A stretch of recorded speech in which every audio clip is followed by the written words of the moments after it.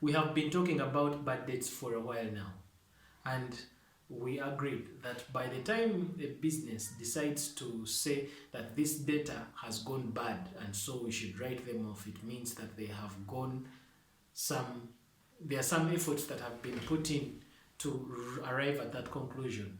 Either they have tried to pursue this data to pay and they've really reached a point whereby they are convinced that this person won't be able to pay, or maybe the data has passed on, or the data is facing bankruptcy, or any other convincing reason that deems it necessary to write off this debt. Now, just because you have written off that debt does not mean that the rest of your debtors are all going to pay you. Yes, you may be having debtors of, let's say, worth 100 million shillings.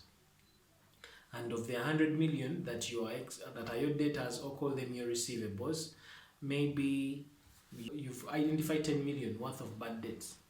So if you've identified 10 million worth of bad debts, it means your amount of receivables, or the amount of debtors that you have in your books, are 90 million. Now, question, is that entire 90 million going to be paid to you? From experience or from normal practice, still, yes, even if you've deducted the bad debts and you still have the 90 million remaining and you expect that to be paid you, truth is, or realistically speaking, not all that money is going to come. Some of that money might not come. Some debtors there might turn bad.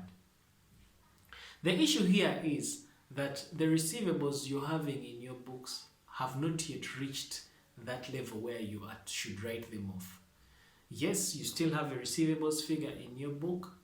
They have not yet taken long without paying you. They are not yet bankrupt, but anything of the sort could happen. So now, according to the prudency concept, whenever we are faced with such uncertainty, we're supposed to be quick to recognize that things could go wrong. And so because we're supposed to recognize that very fast that things could go wrong, that is when we now supposed to provide for that eventuality. We're supposed to provide for that unfortunate bit that maybe we might not be paid, and this is how we say we are now supposed to provide an expense. We are supposed to provide for these bad debts. So provision for bad debts is basically out of the prudency concept that you're supposed to anticipate a loss and provide for it in your books, so that by the time you're presenting your financial statements to your investors, as far as receivables are concerned, you give a figure of receivables that is a bit close to, what you actually might receive from your debtors. So we are going to talk about how we are going to provide for these bad debts in case things go. So again, provision for bad debts is just an anticipation. It is a figure we are going to put aside to anticipate just in case things go wrong. This is not the same as bad debts. With a bad debt, you are sure this thing has gone wrong, the person is not going to pay, you write it off. With a provision for bad debts, you anticipate that something could go wrong. You're anticipating that some people might not pay. And so, for purposes of being prudent, you try and provide for that. Now, there are two kinds of provisions for bad debts. There's what we call the specific provision, and then there's what we call the general provision. Now, when it comes to a general provision for bad debts, we simply get a percentage and we apply that percentage to the overall receivables. So let's say you have receivables in your business of, let's say, 100 million. You can make it your business policy based on past experiences or based on whatever method you might want to employ.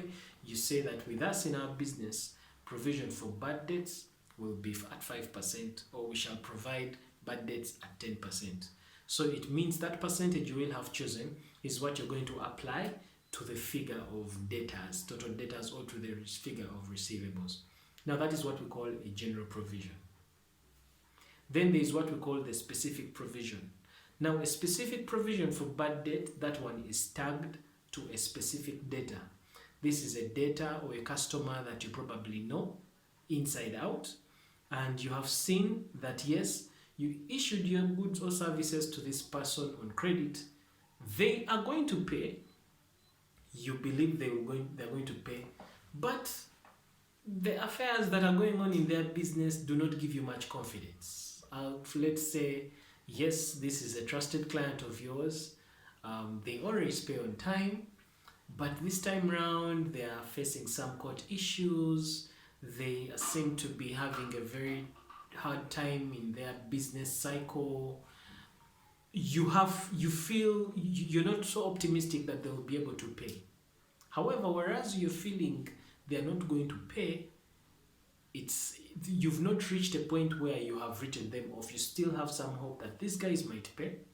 So you're in between. You're in between a place whereby you feel they're not going to pay because of probably the problems they're going through in their business, but also you do not have sufficient reasons to conclude that they are not going to pay you, and so you should write them off in your books. You're in between there. So such kinds of datas you provide for that as well, and based on your judgment, and that is what we call a specific provision. So a specific provision is for specific datas that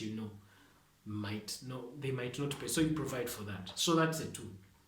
We have the general provision, where we are going to give a general overall percentage to the entire receivables amount or the debtors amount. Then we have the specific provisions, like I have explained. So that being said, this is the double entry for provision for bad and doubtful debts. So provision for doubtful debts, the double entry is going to be that we shall go ahead and debit the bad debts account with the amount that we have calculated as our provision. Then we shall complete the double entry into a new account we are calling the provision for bad and doubtful debts. The provision for bad and doubtful debts is treated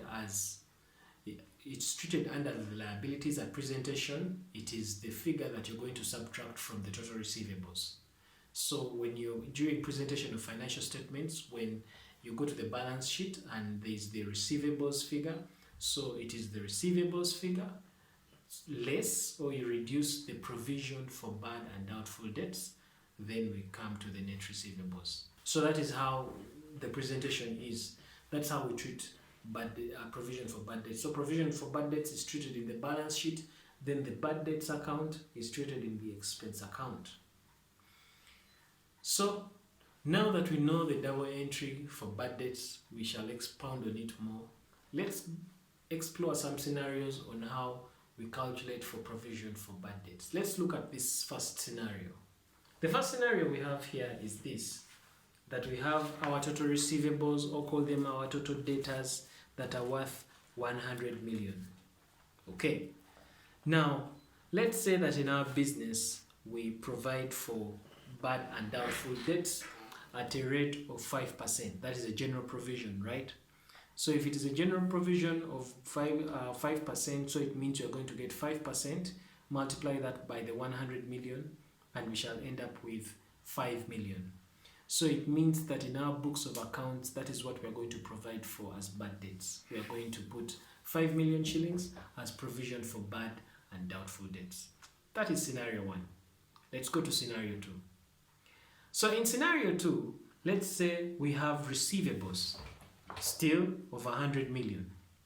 Those are our receivables, or our total debtors. However, within our total debtors, we have also a bad debt right there. We have identified bad debts worth 10 million shillings. So if I've identified bad debts worth 10 million shillings, and now they're telling us to calculate the provision for bad and doubtful debts at the 5% rate, how are we going to do this? So now how we do this provision is still, we are going to get the 100 million, which are our total receivables or our total debtors. We need to subtract off the bad debts. Remember, we said that for bad debts, we are sure these guys are not going to pay. So if we are our provisional, the percentage for the provisional, we are supposed to apply that percentage on the available receivables. okay, on the available datas. So if our datas are 100 million and now we have bad debts already that we have written off, so it's going to be receivables, which is going to be 100 million. We subtract the bad debts first of 10 million. When we subtract the bad debts first of 10 million, what we remain with is 90 million. So that 90 million that we remain with is what the figure is. That's what we subject the percentage to. And in this case, we are subjecting it to 5%. It's just what we've chosen. It can be any percentage. So 5% of that 90 million is going to give us 4,500,000.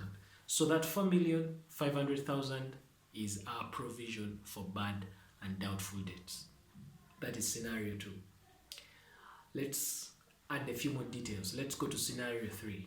So on your screen, you're seeing that in scenario 3, we have this. These are the list of data. We have data A. Data A is 30 million. Data B, 20 million. Data C, 40 million. And data D is 10 million. Now, when we add up all those data, we see that we have our total data, so our total receivables, totaling up to 100 million. Now, let's say that data A goes bankrupt. That is 30 million, right? So that is the information we've got at the point where we are adjusting our books, year-end adjustments. Data A has gone bankrupt. Then we also get to know that data D is not exactly bankrupt, but is having very high problems in their business, and we think we need to give a specific provision for data D. So what happens is that the guy that goes bankrupt, first of all, is going to be written off because we have come to a conclusion that he's not going to be able to pay back. Then data D, let's give him a specific provision. And now we're being required to calculate for the provisional. What is the provisional we are going to consider in our books? Considering that, we are supposed to apply a 5%, provision for bad and doubtful debts. So how do we calculate this? So this is how we're going to calculate this one. For this one, what we're going to do is, first of all, we're going to get our total receivables, which in this case is 100 million. After getting our total receivables, we shall go ahead and deduct the bad debts. So we deduct the bad debts of 30 million because we already know these ones, they're not going to pay. So we deduct the bad debts. So after deducting the bad debts, then we are also supposed to deduct the specific provisional, the specific provision for bad debts. In this case, the specific provision, this was data D, is 10 million. So we go ahead and deduct D as well, because he's also, with his provision is specific. So let's take away his money as well. So after deducting the bad debts and the specific provision, we remain with 60M. So when we remain with that 60 million, now that 60 million is the figure that we are going to impose, or that are going to use to calculate our provision for bad and doubtful debts. So we go ahead and save 5% of that 60 million, and we shall end up with 3 million. So our 3 million becomes our general provision after calculating our general provision. So now what is the total provision? So definitely our total provision there, the one that we shall be handling in our books, will be the specific provision plus the general provision. And in this case, it's going to be the specific provision we said was 10 million. That is from data D. Then the other general provision is 3 million. So when we add the two, it means that our total provision for bad and doubtful debts becomes 13 million. Now, these are just a few scenarios that may be brought maybe in your exam, and this is how you need to reason it out. One thing that you need to know is that when we are preparing, or when we are calculating for provision for bad and doubtful debts, the percentage is supposed to be imposed after you have deducted the bad debts and after you've deducted any specific provisions. Now, in our upcoming session, we are going to talk about what happens when the provision for bad debts increases, when the provision for bad debts decreases, and I think that is where we will get the entire picture of how exactly we handle bad debts provision as far as double entry is concerned. For this session, allow me to end here. Arnold Kisembo is my name from kisemboacademy.com.